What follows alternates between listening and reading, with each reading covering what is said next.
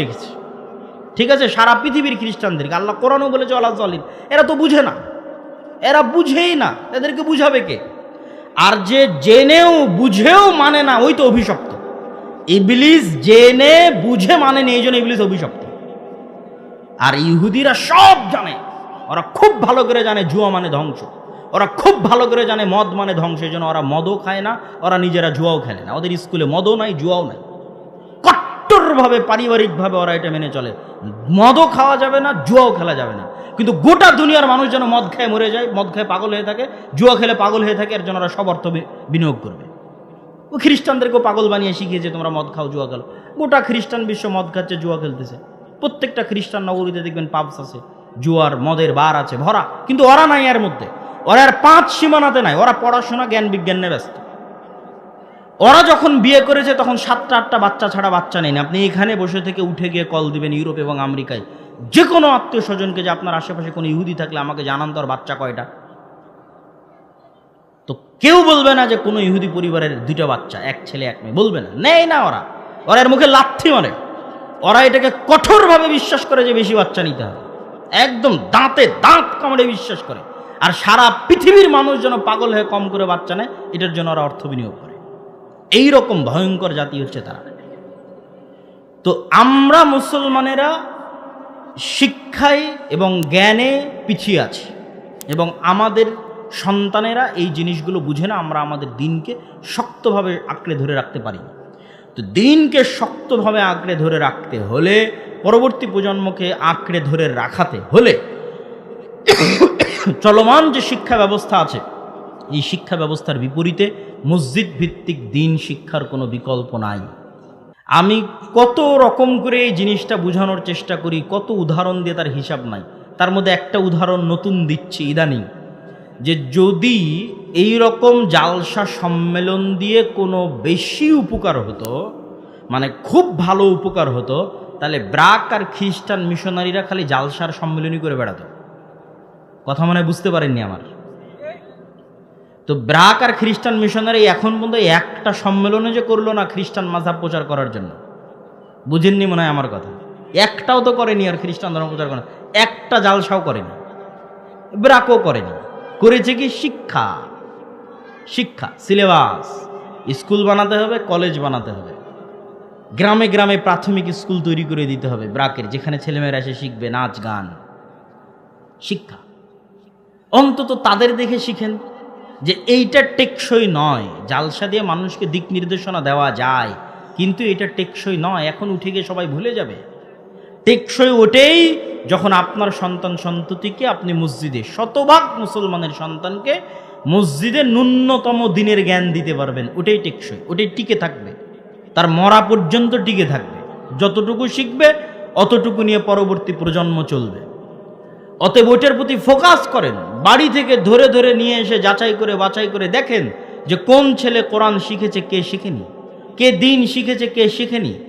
তাকে হয় তার বাপ মা বাড়িতে প্রাইভেট দিয়ে শিখাক, না হয় আপনি মসজিদে নিয়ে এসে মক্তবের মাধ্যমে শিখান। এই জন্য মসজিদ কমিটির প্রতি আমার উদাত্ত আহ্বান থাকবে যে আমরা উন্নয়ন মানে বুঝি বিল্ডিং করা, উন্নয়ন মানে বুঝি বাহ্যিক চাকচিক্য। মুসলমানদের এটা একটা বড় পাগলামি যে তারা মনে করে উন্নয়ন মানে বাহ্যিক চাকচিক্য, রাস্তাঘাট, ব্রিজ, কালভার্ট। কিন্তু বাকি মানুষজন যে সব জাহেল মূর্খ হয়ে থেকে গেল, দেশে চিকিৎসা করানোর মতো কোনো ডাক্তার নাই, কয়দিন পর হয়তো আরও থাকবে না, তখন আপনার এখানে রাস্তাঘাট স্বর্ণের, কিন্তু ক্লিনিকে চাকরি করবে চায়না আর ইন্ডিয়ান ডাক্তার। কেননা পাতিরা ডুমনিতে তো কোনো ডাক্তারই তৈরি হয়নি, রাস্তা বানিয়ে দিয়েছে স্বর্ণের। তাহলে বুঝলেন কি মানে গোলামি কোনটা? শিক্ষায় পিছিয়ে থাকাটাই গোলামি। তাহলে আপনি মসজিদ করে দিলেন চাকচিক্য, স্বর্ণ, টাইলস, এসি, আর মসজিদের আশেপাশের সব মুসল্লি, যুবক ছেলেপেলে, কিশোর, free fire, PUBG, YouTube, Facebook, অশ্লীল মুভি, মদ, জুয়া, নেশা, গান বাজনা ইত্যাদিতে ব্যস্ত। আর এখন তো গান বাজনা প্রমোট করা হচ্ছে সরকারিভাবে।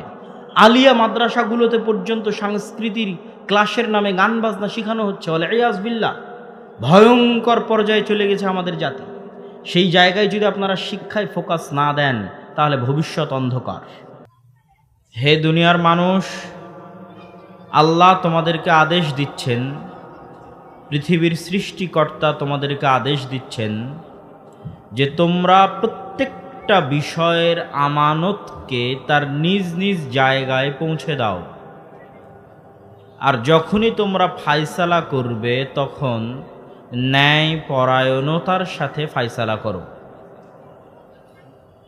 আল্লাহ সুবহানাহু ওয়া তাআলা পবিত্র কোরআন মাজিদে আরো বলেন, ইয়া আইয়ুহাল্লাযীনা আমানু কুনু কাওয়ামিনা বিল কিসত, হে ঈমানদারগণ তোমরা ন্যায় পরায়ণতা প্রতিষ্ঠাকারী হও, ন্যায় পরায়ণতা প্রতিষ্ঠা করো। আল্লাহ সুবহানাহু ওয়া তাআলা আরো বলেন, লা ইয়াজরিমান্নাকুম শানআনু কওমিন আলা আল্লা তা'দিলু, কোন একটি জাতি, গোষ্ঠী, গোত্র, দল, সংগঠন, ব্যক্তি কোনো কিছুর প্রতি তোমার অন্তরে লালন করা হিংসা বিদ্বেষ যেন তোমাকে অন্যায় পরায়ণতার পথে ধাবিত না করে। আলা আল্লাহ তা'দিলু, তোমাকে যেন এই পথে ধাবিত না করে। তোমার অন্তরে লালন করা হিংসা এবং বিদ্বেষ, সেই হিংসা বিদ্বেষ কোনো ব্যক্তির ক্ষেত্রে হতে পারে, কোনো গোষ্ঠী কোনো গোত্রের ক্ষেত্রে হতে পারে, কোনো দল সংগঠনের ক্ষেত্রে হতে পারে, কোনো মসজিদ মাদ্রাসার ক্ষেত্রে হতে পারে, যেন তোমাকে তোমার এই হিংসা বিদ্বেষ ধাবিত না করে অন্যায় পরায়ণতার দিকে। বরং তোমরা কি করো, ই'দিলু, ন্যায় পরায়ণতা প্রতিষ্ঠা করো। আর ন্যায় পরায়ণতা হচ্ছে তাকওয়ার সবচেয়ে নিকটবর্তী। সম্মানিত উপস্থিতি, এই যে আয়াতগুলো, এই আয়াতের মতো সমর্থবোধক অসংখ্য আয়াত আল্লাহ সুবহানাহু ওয়া তাআলা পবিত্র কোরআনে অবতীর্ণ করেছেন, যার সারমর্ম হচ্ছে আল্লাহ সুবহানাহু ওয়া তাআলা মানুষকে, মুমিনকে তাদের বাস্তবিক জীবনে ন্যায় পরায়ণতা প্রতিষ্ঠা করতে বলছেন। প্রত্যেকটা বস্তুকে তার যথাযোগ্য মর্যাদায় রাখতে বলছেন। পাশাপাশি আল্লাহ সুবহানাহু ওয়া তাআলা এটাও ঘোষণা দিচ্ছেন যে আমি আল্লাহ ন্যায়পরায়ণ, এবং ইন্নী হাররামতু যুলমা আলাইয়া, আমি আল্লাহ আমার উপর জুলুম করাকে, অত্যাচার করাকে হারাম করেছি। ন্যায়পরায়ণতার আরবি হচ্ছে আদল, আদালাহ, ন্যায়পরায়ণতা। আর এর বিপরীতটা হচ্ছে জুলম, অত্যাচার। ন্যায়পরায়ণতার মাপকাঠিতে চুল পরিমাণ 19-20 অত্যাচার। যে ন্যায়পরায়ণতার মাপকাঠিতে যত বেশি পরিমাণ 19-20 করবে সে তত বড় অত্যাচারী। তো আল্লাহ বলছেন আমি ন্যায়পরায়ণ, শতভাগ ন্যায়পরায়ণ। আর হাররামতু যুলমা আলাইয়া, চুল পরিমাণ অত্যাচার এবং জুলম করাকে আমি আল্লাহ আমার উপর হারাম করে নিয়েছি।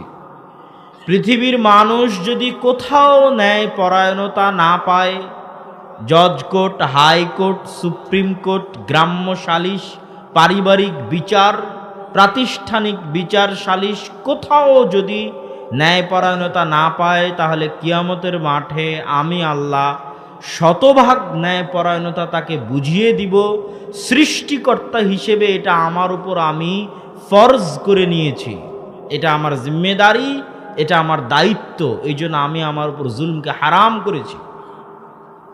মানুষ যদি মানুষের কাছে ন্যায়পরায়ণতা বুঝে না পায়, পৃথিবীর কোনো আইন, কোনো আদালত, কোনো বিচার, কোনো সালিশ মানুষকে যদি ন্যায়পরায়ণতা না দেয়, আর কিয়ামতের মাঠেও মানুষ যদি আল্লাহ সুবহানাহু তাআলার কাছে ন্যায়পরায়ণতা না পায়, তাহলে আল্লাহ সুবহানাহু তাআলা তার নিজস্ব দাবিতে মিথ্যুক হবেন, নাউজুবিল্লাহ। কিন্তু যেহেতু তিনি সত্যবাদী, এবং যেহেতু তিনি ওয়াদা দিলে রক্ষা করেন, এবং যেহেতু তিনি শতভাগ ন্যায়পরায়ণ, এই জন্য কে কত বড় তাহাজ্জুদ গুজার, আর কে কত বড় দানশীল, আর কে কত বড় আলেম, এইটা বিবেচনা করে আল্লাহ কিয়ামতের মাঠে বিচার করবেন না। যত বড় দানশীল হোক, যত বড় নেতা হোক, যত বড় আলেম হোক, যত বড় তাহাজ্জুদ গুজার হোক, দুনিয়ার কোনো মানুষের উপর যদি চুল পরিমাণ অত্যাচার করে থাকে, ন্যায় পরায়ণতা পরিপূর্ণভাবে আদায় না করে থাকে, সেটা স্ত্রীর সাথেই হোক না কেন। ন্যায় পরায়ণতা খুবই ভয়ঙ্কর জিনিস। সেটা স্ত্রীর সাথেই হোক না কেন। ওই যে আল্লাহ বলেছে যে আব্দুল আমানাত, যার যা হক সেটা তাকে বুঝিয়ে দাও, এটাই ন্যায়পরায়ণতা। যে যতটুকু পায় তাকে ততটুকু দিয়ে দাও, এটাই ন্যায়পরায়ণতা। যে যতটুকু পাওয়ার হকদার তার ততটুকু আদায় করো। তোমার বাপ মা তোমার কাছে কেমন সম্মান পাওয়ার হকদার, তার চেয়ে চুল পরিমাণ সম্মান কম করলে ওটাই অত্যাচার, ওটাই জুলম। তোমার স্ত্রী তোমার কাছে কি কি জিনিস পাওয়ার হক রাখে সেটা পরিপূর্ণ আদায় করো, এটাই ন্যায়পরায়ণতা। আদায় না করা জুলম। তোমার বোন তোমার বাপের সম্পত্তিতে কি পরিমাণ ভাগ পায় এটা আদায় করা ন্যায়পরায়ণতা, আর এটা আদায় করতে চুল পরিমাণ গড়িমসি করা জুলম। এখন ওই ভাই যদি রাত দিন তাহাজ্জুদের সালাত আদায় করে, প্রত্যেক বছর হজ করে, কোটি কোটি টাকা দান করে, আর বোনের সম্পত্তি বুঝিয়ে দিতে গড়িমসি করে, চুল পরিমাণ অন্যায়পরায়ণতা করে, তাহলে কিয়ামতের মাঠে আল্লাহ তাকে তার তাহাজ্জুদের জন্য, তার হজের জন্য, তার দানের জন্য ছাড় দিবেন না। ন্যায়পরায়ণতা শতভাগ প্রতিষ্ঠা করে ছাড়বেন। এই জন্য তিনি আল্লাহ, এই জন্য তিনি রব্বুল আলামিন, এই জন্য তিনি ইলাহ। শতভাগ ন্যায়পরায়ণতা প্রতিষ্ঠা করে ছাড়বেন। কিন্তু আজ আমাদের মুসলমানদের, দুর্ভাগ্যজনক হলেও সত্য, যে আজ আমাদের মুসলমানদের মধ্যে বাহ্যিক ইবাদত, বাহ্যিক আমল ব্যাপকভাবে উপস্থিত থাকলেও অভ্যন্তরীণভাবে চারিত্রিক অধপতন আমাদেরকে ধ্বংস করে ফেলেছে। প্রত্যেকেই অভ্যন্তরীণভাবে চারিত্রিকভাবে ন্যায়পরায়ণতার মাপকাঠিতে নিজেকে মাপলে সে নিজেকে ন্যায়পরায়ণ দাবি করতে পারবে না। আমি নিজেকে সহ সবাইকে সহ বলছি, বিশেষ করে মুসলমানদেরকে লক্ষ্য করে বলছি, যে আজকে আমার বক্তব্যের টপিক ছিল মুসলমানদের অধপতনের কারণ কি। তো অনেকেই হয়তো বিভিন্ন কারণ তুলে ধরবেন, কিন্তু আমার কাছে আমার গবেষণা, আমার সফর, আমার চিন্তা ভাবনা, আমার বাস্তব অভিজ্ঞতা, আমার কাছে মনে হয় মুসলমানদের চলমান বর্তমান অধপতনের সবচেয়ে বড় কারণগুলো কয়েকটি। তার মধ্যে 3টা কারণকে আমরা সারমর্ম করতে পারি। এক, চারিত্রিক অধপতন। চারিত্রিক অধপতন মানে আমি বেহায়াপনা, বেলেল্লাপনাকে বুঝাচ্ছি না। চারিত্রিক অধপতন মানে ন্যায়পরায়ণতা, সততা, আমানতদারিতা নাই, সত্যবাদিতা, ন্যায়পরায়ণতা, আমানতদারিতা নাই। কেননা এখনো বেহায়াপনা, বেলেল্লাপনার দিক থেকে আপনি অনেক ভালো মানুষ পাবেন, বাহ্যিক আমলের দিক থেকে ভালো প্রতিষ্ঠান পাবেন, ভালো মসজিদ পাবেন, ভালো মাদ্রাসা পাবেন, কিন্তু মসজিদ মাদ্রাসাতে গেলেও যে জিনিসটা পাবেন না, ইসলামী দল, ইসলামী সংগঠনে গেলেও যে জিনিসটা পাবেন না, আমার কাছে আসলে আমি সালাত, সিয়াম, হজ, জাকাতের মাপকাঠিতে আমাকে ঠিক পাবেন, কিন্তু আমার কাছে যে জিনিসটা পাবেন না, আমার মতো এরকম শত আলেম ওলামার কাছে গেলে সালাত, সিয়াম, হজ, জাকাত ঠিক পাবেন, কিন্তু যে জিনিসটা পাবেন না, যেটার দুর্ভিক্ষ মহামারী মুসলিম উম্মার মধ্যে চলতেছে, সেটাই ন্যায়পরায়ণতা, সেটাই সত্যবাদিতা, সততা, সেটাই আমানতদারিতা। হয় মসজিদ কমিটি ইমাম সাহেবের উপর জালেম, কেননা সে ন্যায়পরায়ণতা করতে পারছে না, অথবা ইমাম সাহেব তার মুয়াজ্জিনের উপর জালেম, তার সাথে ন্যায়পরায়ণতা করতে পারছে না। ইসলামী দল, ইসলামী সংগঠনে কেউ ন্যায়পরায়ণতার ভিত্তিতে পদ পাচ্ছে না, দায়িত্ব পাচ্ছে না। যে যত বেশি চামচামি করতে পারছে, যে যত বেশি নেতাকে সন্তুষ্ট করতে পারছে, সেই পদের দিক থেকে এগিয়ে যাচ্ছে। কাজের ভিত্তিতে, ন্যায়পরায়ণতার ভিত্তিতে কেউ দায়িত্ব পাচ্ছে না। যেখানে যাবেন 3টে জিনিসের অভাব দেখবেন: ন্যায়পরায়ণতা, আমানতদারিতা, সত্যবাদিতা। মাদ্রাসা হোক, মসজিদ হোক, ইসলামী দল হোক, সংগঠন হোক, কিন্তু সালাত, সিয়াম, হজ, জাকাত আছে। এমনকি এমনও মুসলিম পাবেন, এমনও শত শত মুসলমান পাবেন যারা অন্যের সম্পত্তি অন্যায়ভাবে ভক্ষণ করে আবার সেই টাকা দিয়ে হজ করতে গেছে। আছে না নাই? আছে। এবং বাংলাদেশের সরকারি লেভেলের প্রত্যেকটা ধাপে ধাপে, পদক্ষেপে পদক্ষেপে দুর্নীতি আছে। প্রত্যেকটা ধাপে এমনভাবে দুর্নীতি জেগে বসেছে, অথচ সে সালাত আদায় করে, অথচ সে সিয়াম পালন করে, আমি কতদিন সচিবালয়ে গেছি আমাদের একটা প্রাতিষ্ঠানিক কাজের জন্য, এই বছর বহুদিন সচিবালয়ে গেছি। বহু সচিব দেখবেন সালাত আদায় করছে, সিয়াম পালন করছে, বৃহস্পতিবারেরও সিয়াম পালন করছে, কিন্তু সে তার দায়িত্বের জায়গায় ন্যায়পরায়ণ নয়। তখন আমি বুঝলাম যে মুসলমানদের সমস্যা তো আসলে এখানে। একটা প্রজেক্ট আনতে হলে সে রাস্তাঘাট হোক, যে কোনো কিছু হোক, এক একটা প্রজেক্টের অন্তত 25 থেকে 30% টাকা শুধু অবৈধভাবে ব্যয় হয়। একটা প্রজেক্ট যখন সরকারি অর্থ ওই বরাদ্দ হয়, যে কোনো প্রজেক্টের আপনি ভাগ দিবেন, ওই বরাদ্দের 25 থেকে 30% অর্থ অন্যায়ভাবে ব্যয় হয়।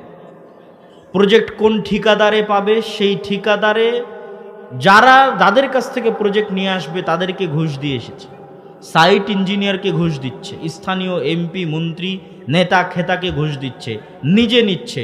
খুব জোর 60 অথবা 70% অর্থ ওই জায়গায় ব্যয় হয়, আর বাকি 30 থেকে 40% অর্থ অন্যায়ভাবে ব্যয় হয়। এবং এই ধরনের দুর্নীতির সাথে ব্যাপকভাবে মুসলমানেরা জড়িত, ব্যাপকভাবে। কয়টা মানুষকে আপনি আলাদা করতে পারবেন আমি নিজেও জানি না। কয়টা মুসলমানকে আপনি আলাদা করতে পারবেন ন্যায়পরায়ণতার মাপকাঠিতে, সত্যবাদিতার মাপকাঠিতে, আমানতদারিতার মাপকাঠিতে আমি নিজেও জানি না। বাংলাদেশে আমার ভোটের সময় কখনো থাকা হয়নি, এবার ছিলাম। প্রত্যেকটা মানুষ মিথ্যা কথা বলছে, জ্বলন্ত মিথ্যা কথা বলতেছে, চোখের সামনে মিথ্যা বলছে। প্রত্যেকটা প্রার্থীকে মিথ্যা বলছে যে আমি আপনাকে ভোট দিব, মিথ্যা বলে টাকা নিয়ে নিচ্ছে। অথচ সে ঈদের সালাতে আসতেছে, জুমার সালাতে আসতেছে, মসজিদ মাদ্রাসার কমিটির সভাপতি হিসেবে আছে, দায়িত্ব পালন করতেছে। তাহলে বাহ্যিকভাবে মুসলমানদের দাড়ি, টাকনোর উপর কাপড়, সালাত সিয়াম ঠিক আছে, কিন্তু ভিতর থেকে এরা খোখলা হয়ে গেছে চারিত্রিকভাবে, চরমভাবে চারিত্রিক অধপতনের শিকার। ইউরোপ এবং ইউকেতে বসবাসরত মুসলমানদের অনেকেই, আমি তাদেরকে কষ্ট দেওয়ার জন্য নয়, অনেকেই মিথ্যা বলে সরকারের কাছ থেকে বেনিফিট নেয়। 80% হতে পারে, 70% মুসলমান হতে পারে মিথ্যা বলে, গভর্নমেন্টের কাছে মিথ্যা বলে, সেই দেশের গভর্নমেন্টের কাছে মিথ্যা বলে বেনিফিট নেয় যাতে অতিরিক্ত টাকা পাওয়া যায়। কেননা ওই দেশে চাইল্ড বেনিফিট আছে, ছোট বাচ্চা হলে তার বেনিফিট আছে, বেকার থাকলে তার বেনিফিট আছে, বয়স্ক হলে তার বেনিফিট আছে, ভাতা আছে। বেনিফিট মানে ভাতা। তো মিথ্যা বলে বেনিফিট নেয়। তাহলে মুসলমানদের, বেশিরভাগ মুসলমানদের রক্তের মধ্যে, মাংসের মধ্যে অন্যায়, অসততা, মিথ্যা, দুর্নীতি এগুলো প্রবেশ করে গেছে রক্তের মধ্যে।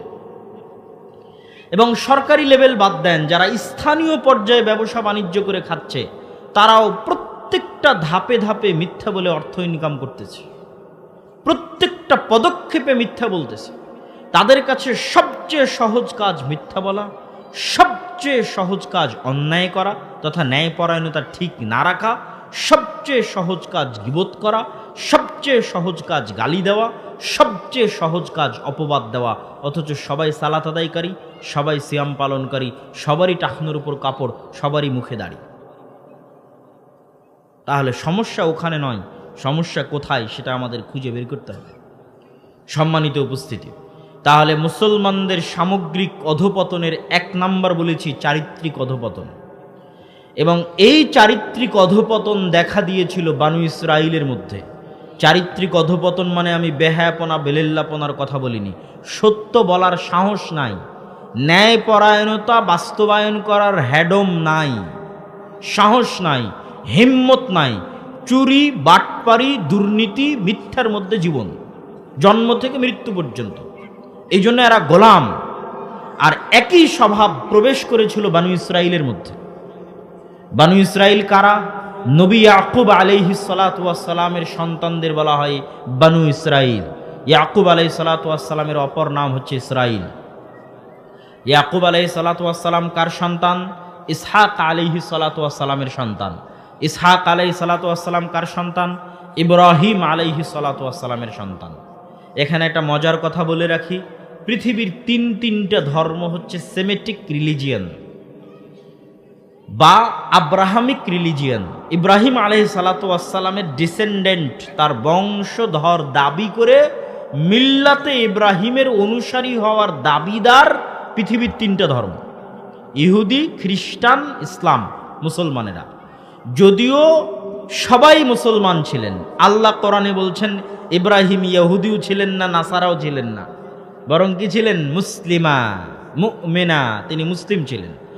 কিন্তু যেমন আমরা মুসলমানদের মধ্যে থেকে হানাফি, শাফি ইত্যাদি ভাগ করে নিয়েছি, ওই রকম একটা সময় মুসলমান থাকতে থাকতে তারা নিজেদের নামের উপর চড়িয়ে নিয়েছে নাসরানি, নিজেদের নামের উপর চড়িয়ে নিয়েছে ঈসাই, নিজেদের নামের উপর চড়িয়ে নিয়েছে ইয়াহুদি।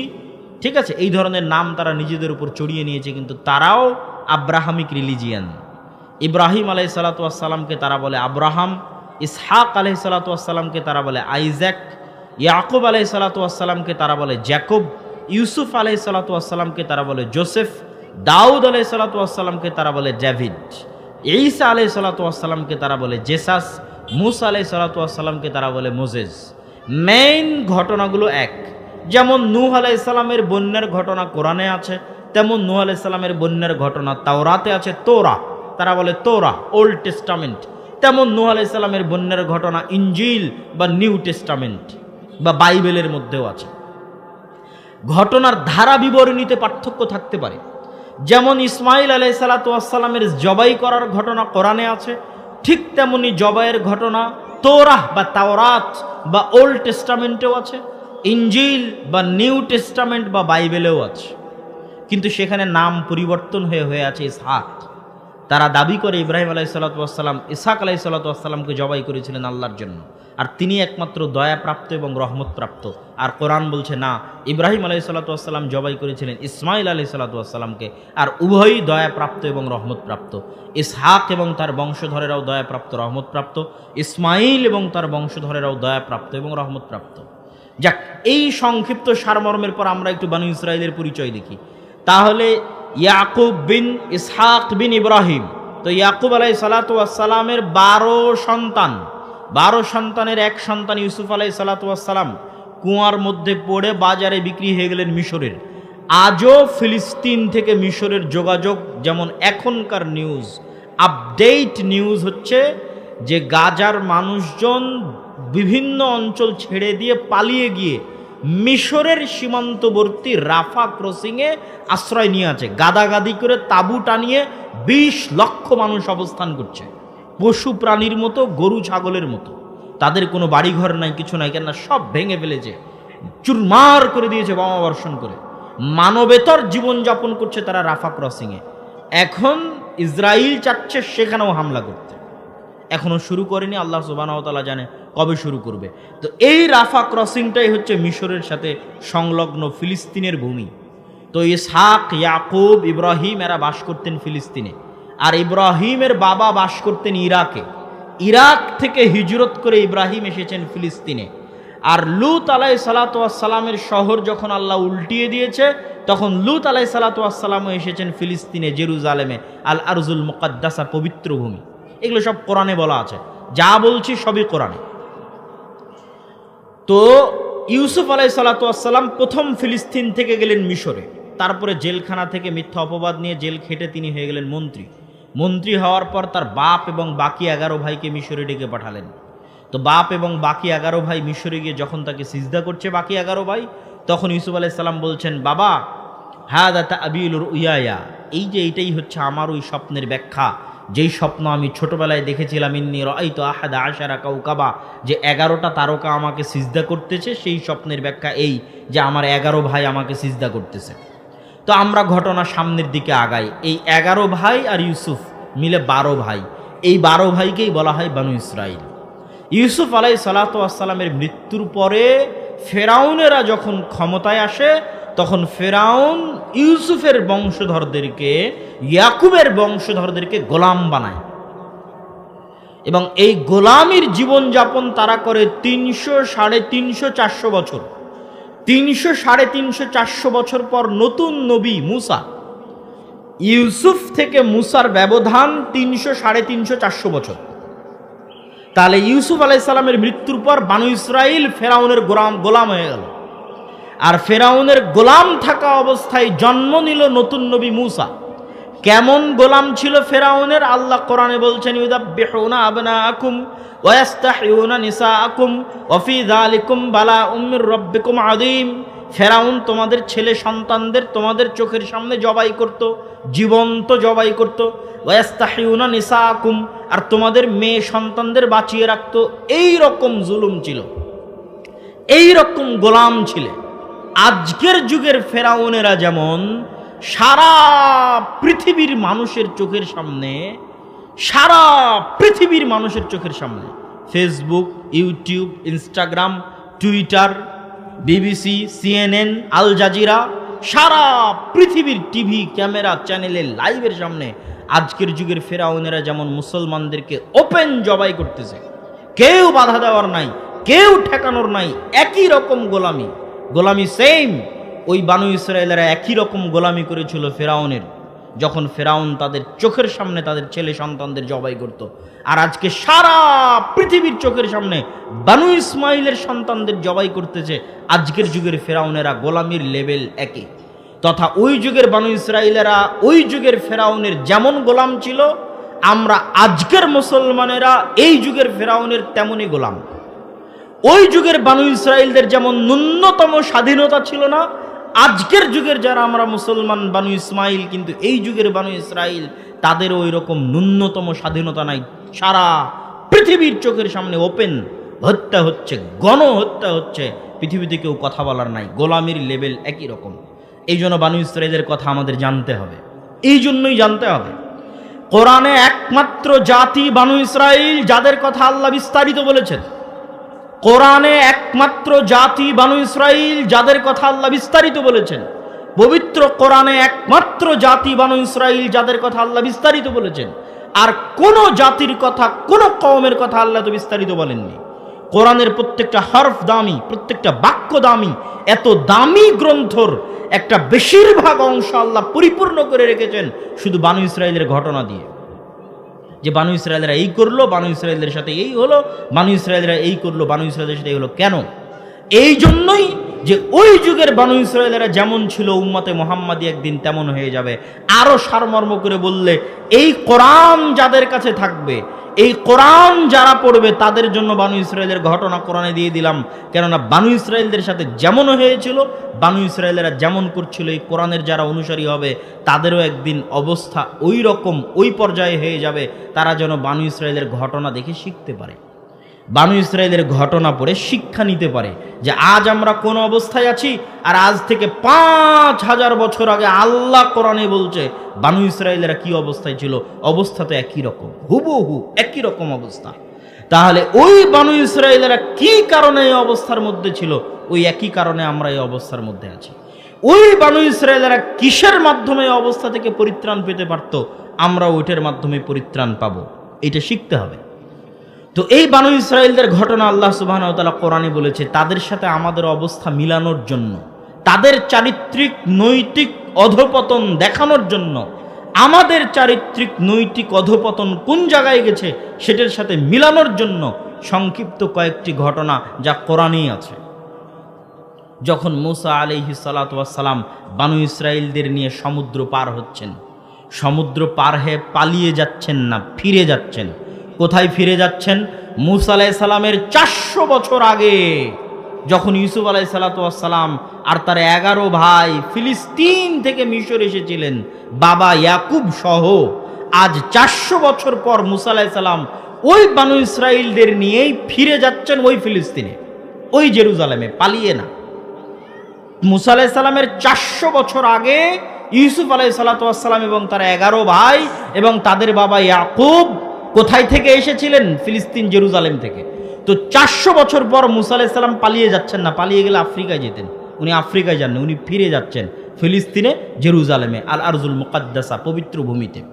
তো ফিরে যাওয়ার সময় লোহিত সাগরে 12টা রাস্তা আল্লাহ তৈরি করে দিলেন। কেন 12টা রাস্তা? ইয়াকুব আলাইহিস সালামের 12 সন্তানের সম্মানে।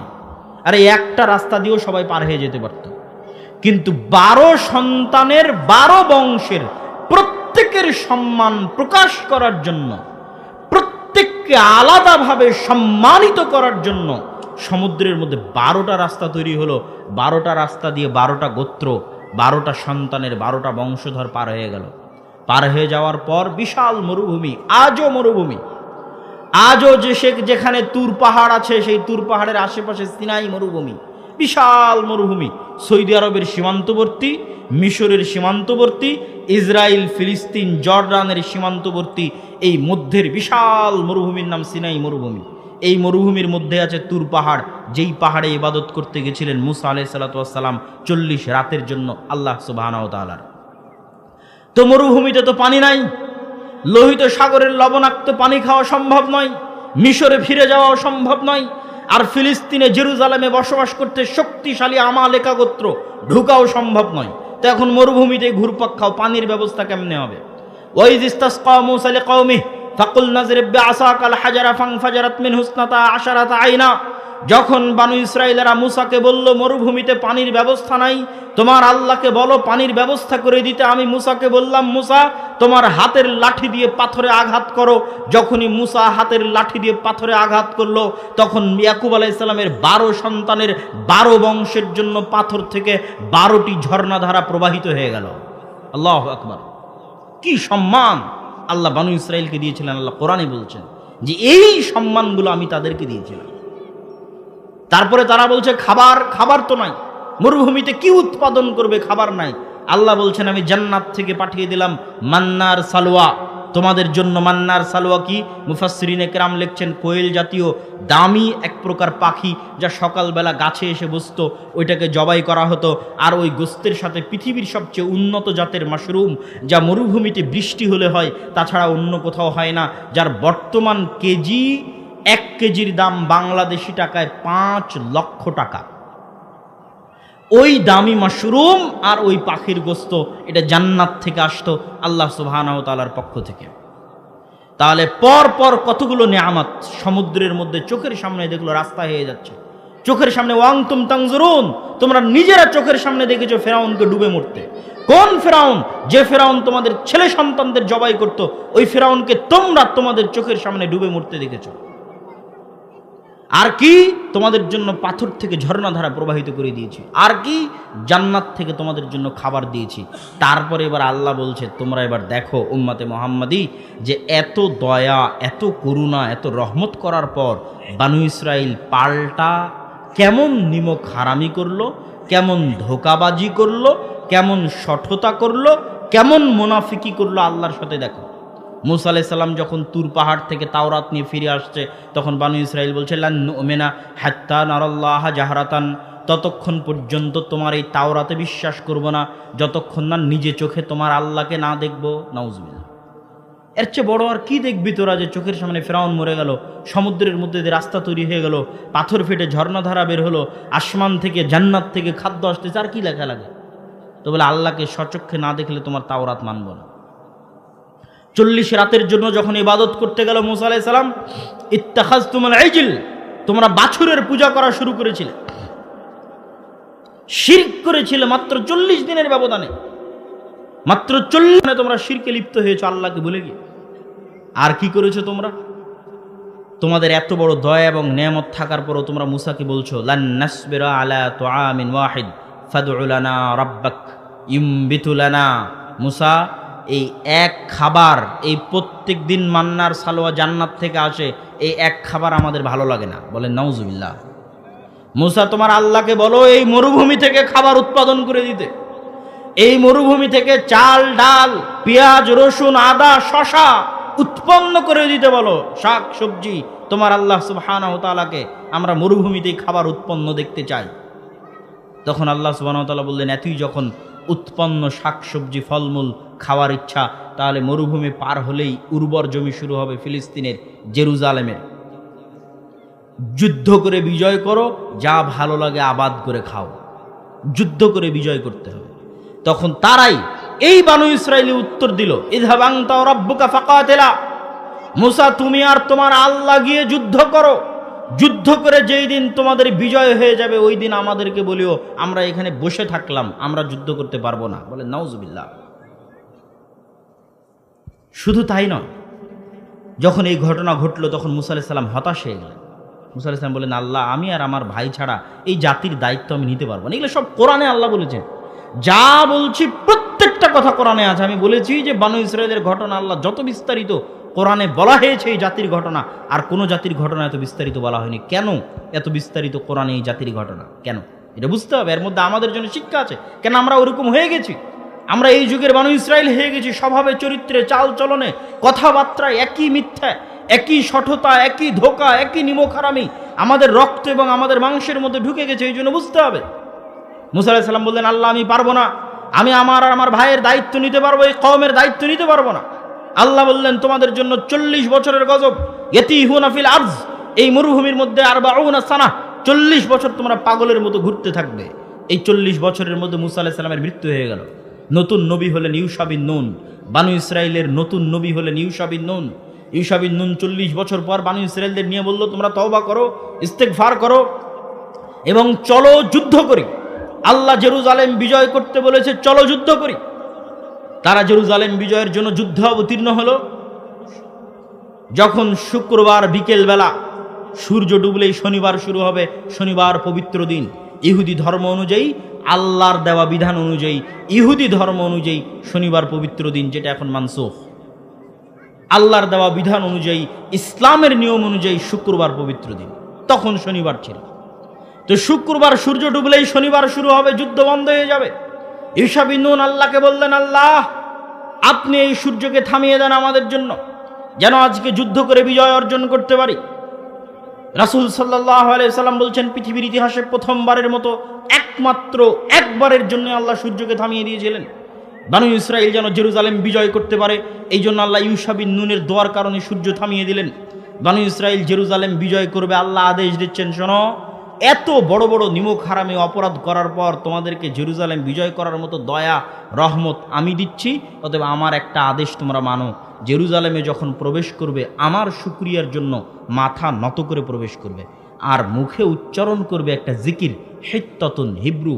হিব্রুতে হিত্তাতুন মানে আস্তাগফিরুল্লাহ, মানে মুখে উচ্চারণ করবে আস্তাগফিরুল্লাহর জিকির, আর মাথা থাকবে নত। মাথা নত করে মুখে আস্তাগফিরুল্লাহ পড়তে পড়তে জেরুজালেমে ঢুকবে। এবার আল্লাহ নিজেই কোরআনে বলছে যে আমার এই আদেশকে বানু ইসরাইল কিভাবে বিকৃত করেছে তোমরা জানো। আমি বললাম তোমরা মাথা নিচু করে প্রবেশ করবে, তারা পিছন আগে দিয়ে মাথা উঁচু করে প্রবেশ করবে। বলে নাউজুবিল্লাহ। আমি বললাম তোমরা জিকির করবে হিত্তাতুন, এরা পাল্টিয়ে দিয়ে জিকির শুরু করলো হিনতাতুন। হিনতাতুন মানে গমের দানা। কত বড় নিমক হারাম, কত বড় ধোঁকাবাজ, মুনাফিক, মিথ্যুক জাতি। দাউদ আলাইহিসসালাতু ওয়াসসালামের আমলে তিনি জাবুর তেলাওয়াত করতেন। দাউদ আলাইহিসসালাতু ওয়াসসালামের কণ্ঠস্বর এত সুন্দর ছিল, মাছেরা তার কোরআন তেলাওয়াতের জন্য, তার জাবুর তেলাওয়াতের জন্য নদীর ধারে, সমুদ্রের ধারে আসতো। বানু ইসরাইলেরা এই মাছগুলোকে ধরে নিত। আল্লাহ বললেন, শনিবারের দিন মাছ ধরা বন্ধ। শনিবারের দিন যত মাছ কোরআন শুনতে এসেছে, জাবুর শুনতে এসেছে, আল্লাহর বাণী শুনতে এসেছে, এরা তেলাওয়াত শুনে ফিরে যাবে, এদেরকে কেউ ধরতে পারবে না। বানু ইসরায়েলেরা কি করলো? এরা বলল, ঠিক আছে আমরা শনিবারের দিন মাছ ধরবো না, তবে এই মাছগুলোকে বেড়া দিয়ে, বানা দিয়ে ঘিরে রেখে দিব, দিয়ে শনিবারের দিন পার হয়ে যাবে, রবিবার শুরু হয়ে যাবে। তাহলে আল্লাহর আদেশ তো আর বাকি থাকলো না। রবিবারের দিন তো আর মাছ ধরতে মানা নাই, আমরা তো শনিবারের দিন মাছ ধরিনি, মাছগুলোকে ঘিরে রেখে দিয়েছি, অতএব এই মাছগুলোকে আমরা রবিবারের দিন ধরব।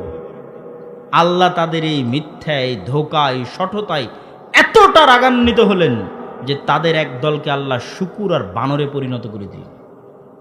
বানরে পরিণত করে দেওয়ার কথা কোরআন মাজিদে আছে, আল্লাহ তাদেরকে বানরে পরিণত করে দিলেন। তো বিজ্ঞানীরা দাবি করে যে বানর থেকে নাকি মানুষ এসেছে। কেন দাবি করে জানেন? এই জন্য দাবি করে যে মানুষের ডিএনএ আর বানরের ডিএনএর মধ্যে প্রচুর মিল। তো এই জন্য তারা দাবি করে যে বানর থেকে মানুষ এসেছে, কিন্তু আসলে ঘটনা এর উল্টাটা। ঘটনা কি উল্টাটা? মানুষই বানর হয়ে যাবে।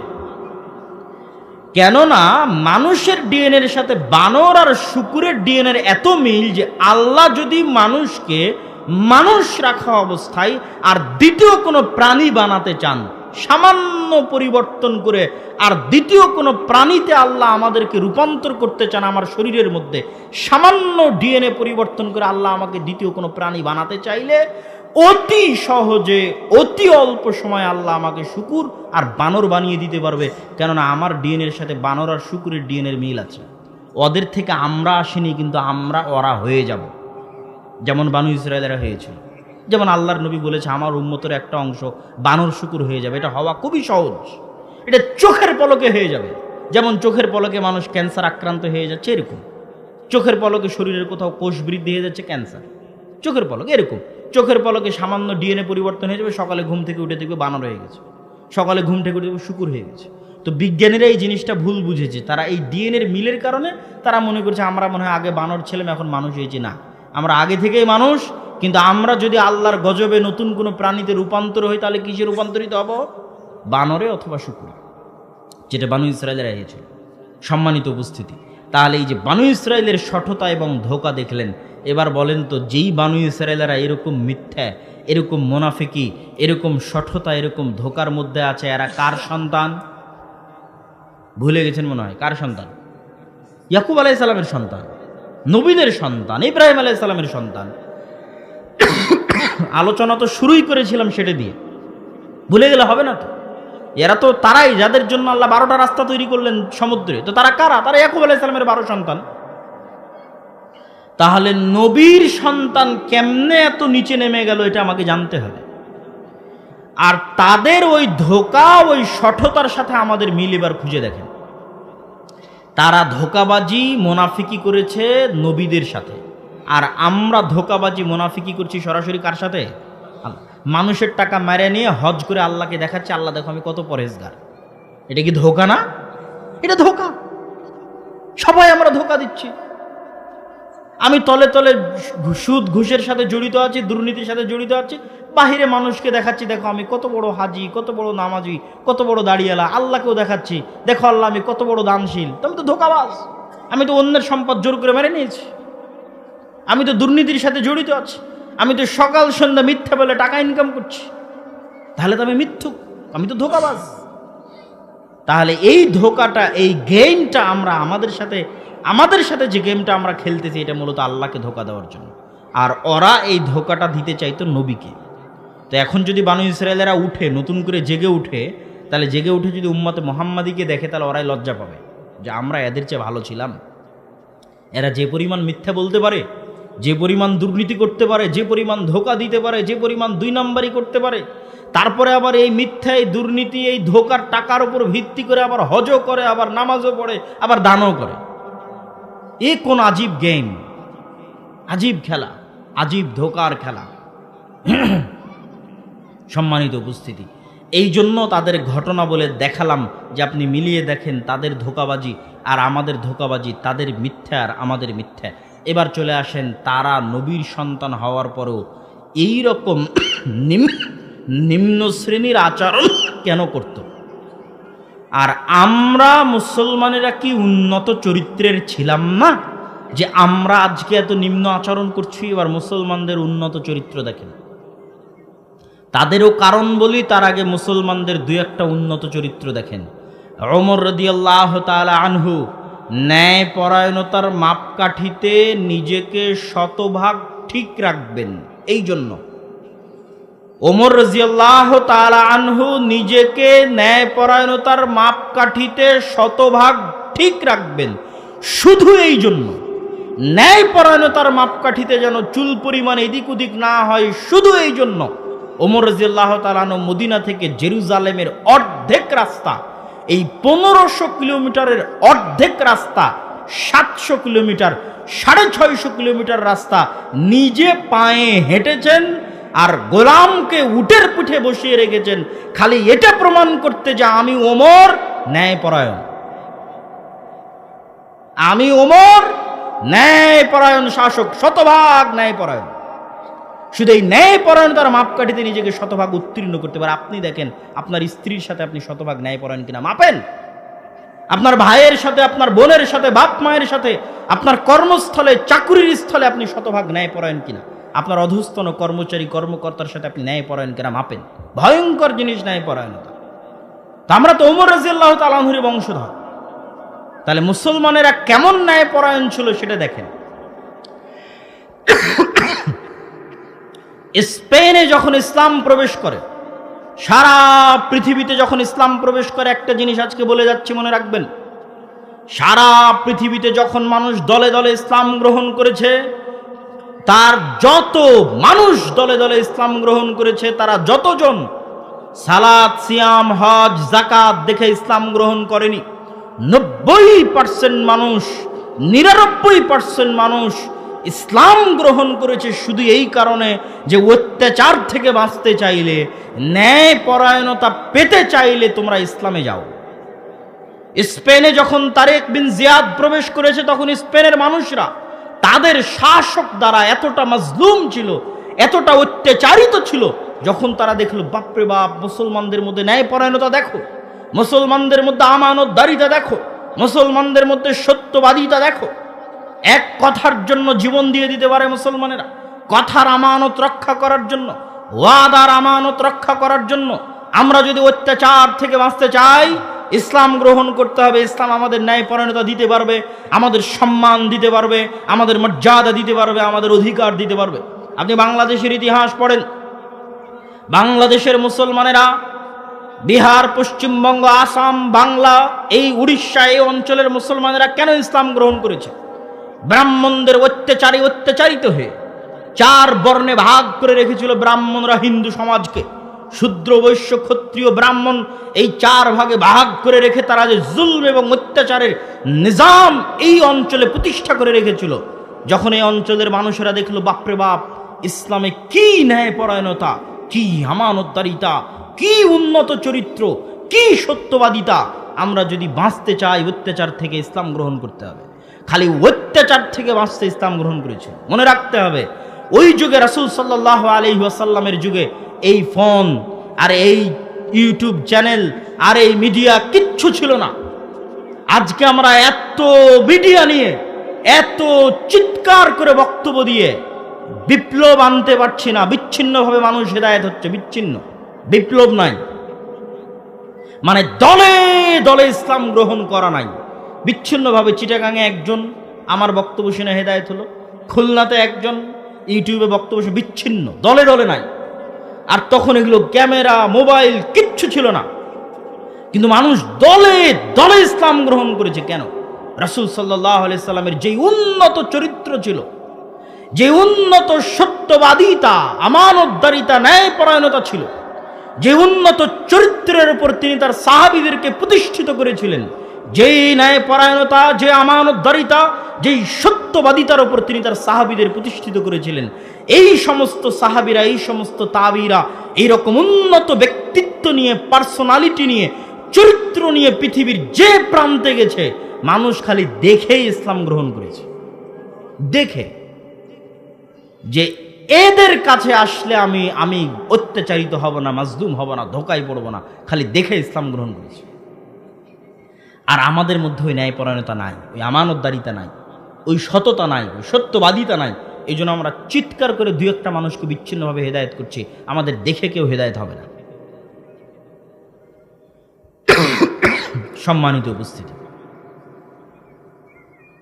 তাহলে আমাদের বুঝতে হবে যে আমাদের আদি যুগে সত্যবাদিতা, ন্যায়পরায়ণতা, আমানতদারিতা ছিল না, এই কথা ভুল। বরং এটাই ছিল ইসলামের মূল ভিত্তি।